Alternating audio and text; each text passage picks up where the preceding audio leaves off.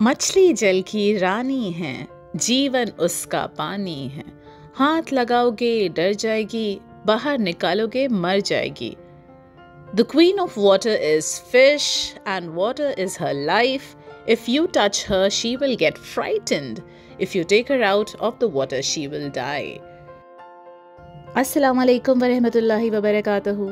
कैसे हैं आप लोग दोस्तों, क्या हाल चाल है। आई होप आप सभी लोग एकदम ठीक ठाक होंगे और आप सभी का दिन बहुत ही ज़बरदस्त गया होगा।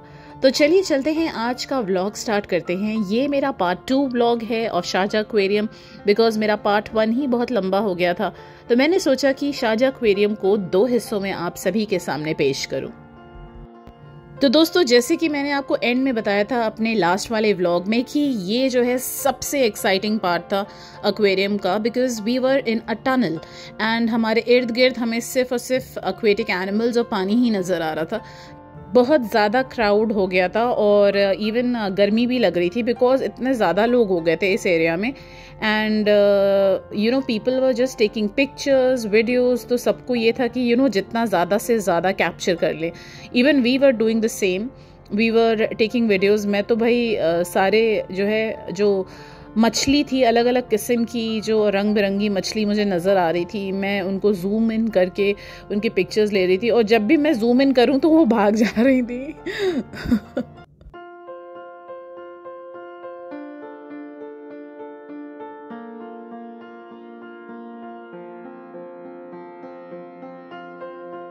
Next we entered the wave theatre which was so beautifully created, जो कि आप देख सकते हैं।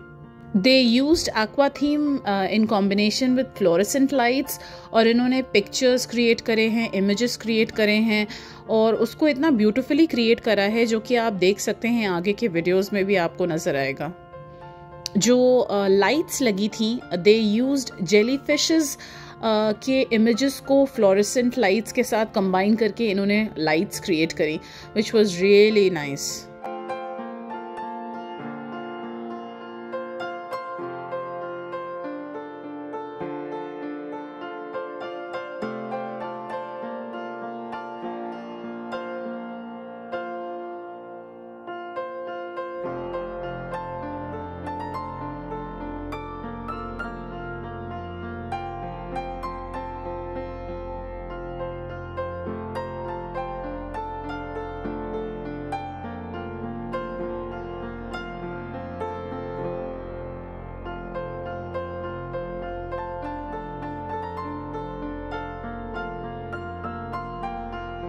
तो ग्राउंड फ्लोर की सारी चीज़ें हम ऑलरेडी देख चुके थे और उसके बाद हमें फर्स्ट फ्लोर पे जाना था। So we took the staircase. This was the shark island coral reef, जिसमें हमें बहुत सारी स्पीशीज देखने को मिली। एंड ये लोग एकदम छिपे हुए थे। आई डोंट नो व्हाई ये लोग हाइड एंड सीक खेल रहे थे कि क्या था, मतलब कोने कोने में छिपे हुए थे। कुछ तो आगे जो है नाच रहे थे और कुछ जो है छिपे हुए थे, और उसके बाद कुछ तो मुझे झांक झांक के देख रहे थे, जैसे हम उनके बारे में डिस्कशन कर रहे थे एक दूसरे से। आई एम वेरी श्योर कि ये लोग आपस में एक दूसरे से बात कर रहे होंगे कि ये कौन सी मछली है जो बिना पानी के चलती है। और ये लोग सोच रहे होंगे कि यार ये लोग तो बड़े एडवांस मछली है जो कि पानी के बाहर भी रह सकती है।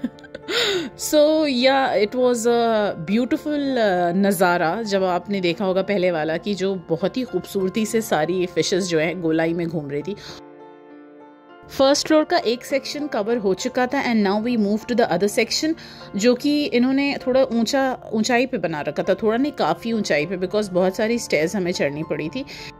Sometimes when I am making videos in public, मुझे काफ़ी डिफ़िकल्टी ये होती है कि लोग जगह नहीं देते हैं, इवन दो दे सी कि आपको वीडियोज़ बनानी है, आपके हाथ में कैमरा है, but they still don't move, which is very annoying. But now I feel that I have become quite brave in telling people कि भाई मुझे वीडियो बनानी है तो प्लीज़ थोड़ा साइड हो जाएं। और अब मैं बोल देती हूँ लोगों को ऐसे।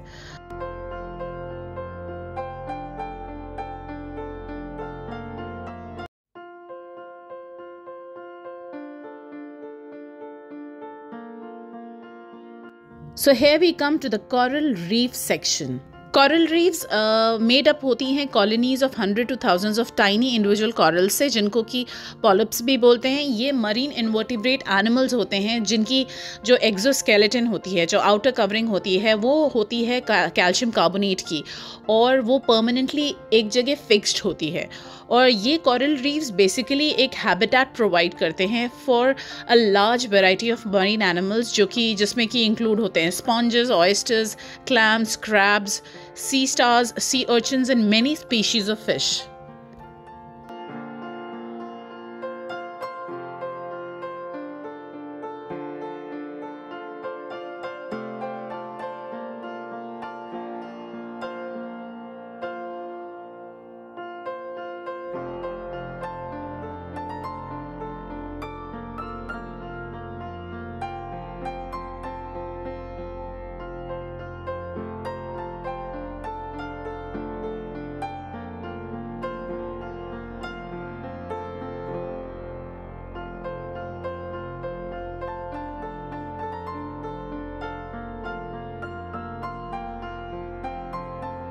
और ये था शारजा एक्वेरियम का टच पूल एरिया, जिसमें कि इट वाज ओपन एंड इसमें स्टार फिश थी और भी एक दो स्पीशीज़ की फ़िश थी, और लोग जो हैं उसको टच कर सकते हैं। लेकिन मैंने नहीं टच किया बिकॉज़ मैं तो फ़िश खाती भी नहीं हूँ फ़िश को टच क्या करूँगी। तो एनी हाउ लोग देख सकते हैं, आप बच्चे भी थे, बड़े भी थे, उसको टच कर रहे थे। और फिर वहाँ पे साइड में एक वॉश बेसिन भी था, so that you can wash your hands. तो एनी हाउ हम उस सेक्शन से निकले और हम दूसरे सेक्शन में आए जो कि ओपन एरिया था, मतलब that was the top most area of the aquarium, जिसको आप देख सकते हैं। और यहाँ पे हमें पूरा रेलिंग के थ्रू हम पूरे मरीन एनिमल्स को देख सकते हैं। बस यहाँ पे आके ना मुझे डीप ब्लू सी का सीन याद आ गया, जिसमें कि एक शुरू में मूवी के शुरू में इसी तरह का सीन था, जिसमें कि वो लोग एक बड़ी सी शार्क को पकड़ के रखे हुए थे एंड उसको इंजेक्शन दिया था कि वो बेहोश हो गई है। लेकिन वो बेहोशी से अचानक से जाग के वो एक बंदे के पूरे हाथ को खा जाती है। बहुत ही ख़तरनाक सीन था। अगर आप लोगों ने वो मूवी देखी है तो you can remember, it was very very horrifying scene उस मूवी का। तो वही सीन मुझे याद आ गया। मैंने कहा यमन चलो भागो यहाँ से जल्दी जल्दी। तो हम लोगों ने पिक्चर्स लिए, वीडियोज़ लिए एंड उसके बाद फिर हम आगे बढ़े।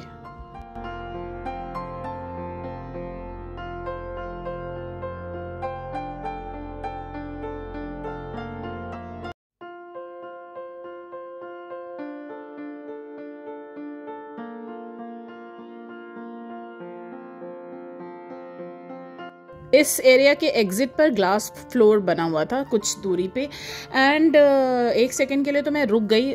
मैं अपनी हिम्मत जुटा रही थी कि इस ग्लास फ्लोर पे चलेंगे कैसे।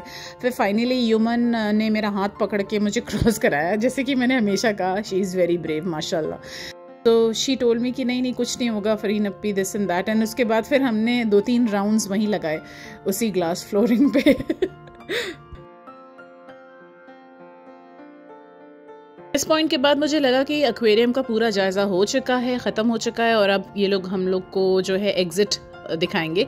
लेकिन यहाँ लिखा हुआ था योर जर्नी कंटिन्यूज। तो मैंने कहा अब क्या बाकी है, तो मतलब पिक्चर अभी बाकी है मेरे दोस्त। तो यहाँ पे जो था पोल्यूशन लिखा हुआ था। Basically this board was emphasising all the things जिससे कि मरीन लाइफ को प्रॉब्लम होती है।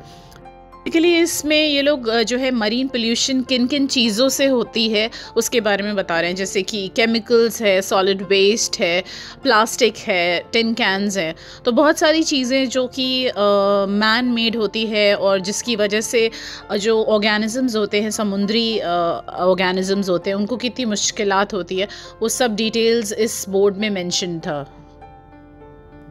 और यहाँ पे मेंशन था कि सस्टेनेबल मरीन एनवायरनमेंट के लिए हमें क्या क्या करना चाहिए।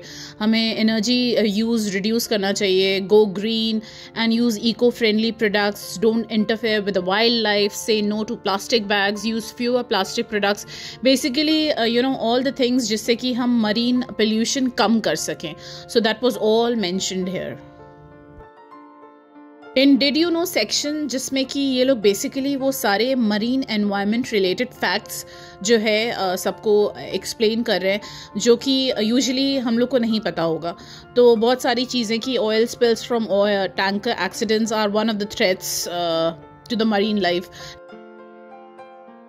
तो यहाँ जो है एक्वेरियम की जो जर्नी थी वो ख़त्म हुई और हम लोग फाइनली पहुँच गए डाइनिंग एरिया में, जहाँ पे इन लोग ने अपने सारे विज़िटर्स के बैठने का इंतज़ाम कर रखा था, कि थोड़ा वो रेस्ट कर लें, थोड़ा पानी वानी पी लें एंड ऑल। तो हम लोग ने ऑलरेडी पानी कैरी किया हुआ था और हमने थोड़ा KFC से भी सामान लिया था, बट वी थॉट कि let's go and check out the canteen area.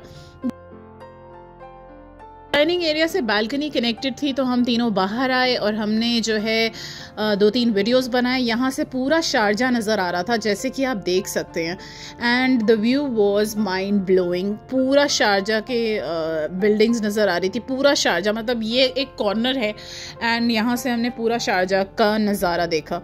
और फिर मैंने युमन को अपना फ़ोन भी थमाया कि चलो जल्दी जल्दी अच्छी सी वीडियो बनाओ, मिस फोटोग्राफर, बिकॉज युमन जो है वीडियोज़ बहुत ज़बरदस्त बनाती हैं।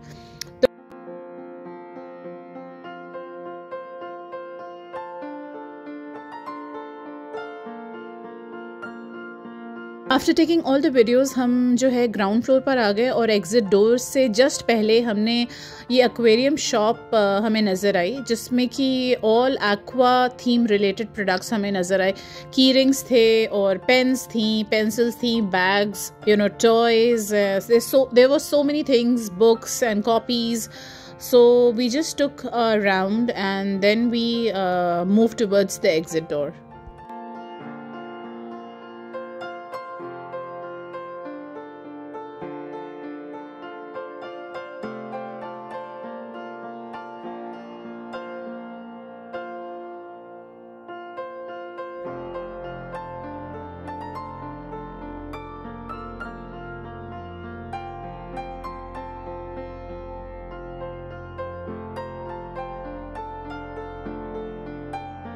तो बाहर आने पे मुझे ये ऑक्टोपस नज़र आया और आई वाज लाइक थिंकिंग कि यार अगर ये ज़िंदा हो गया तो फिर जितने लोग इतना इर्द गिर्द इसके जो है तस्वीरें खिंचवा रहे हैं ना, ये जो है इसके पेट के अंदर होंगे। तो हम लोग जल्दी जल्दी भागने लगे because it was extremely hot. जैसे कि मैंने शुरू में भी बताया था पिछले व्लॉग में, बहुत गर्मी थी और तकरीबन हमें 1.5 घंटा लगा था पूरे एक्वेरियम में घूमते घूमते।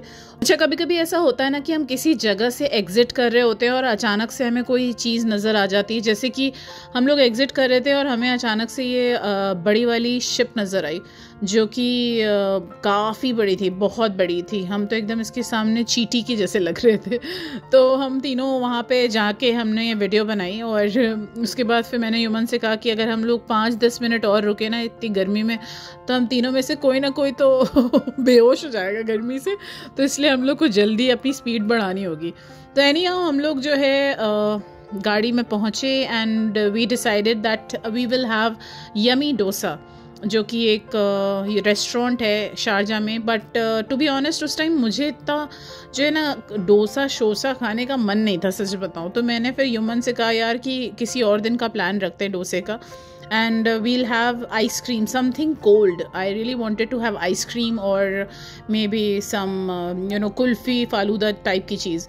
तो फिर हमने डिसाइड किया, तो we went to Baskin Robbins. Baskin Robbins में हमने जाके अपने पसंद के फ्लेवर्स लिए। बास्किन रॉबिन्स जैसी आइसक्रीम सच में नहीं होगी, I don't think so there can be anything better than Baskin Robbins. इतनी अच्छी आइसक्रीम होती है बास्किन रॉबिन्स की, एंड लाइक इतनी सख्त गर्मी में उसके बाद हमने ठंडी ठंडी आइसक्रीम खाई तो हमें इतना सुकून मिला। एंड उसके बाद फिर around I think it was around 5:30 या 5:45 हो चुका था। तो फिर मैंने युमन लोग को ड्रॉप किया and then I went towards Al Town, जहाँ पे मैं रहती हूँ।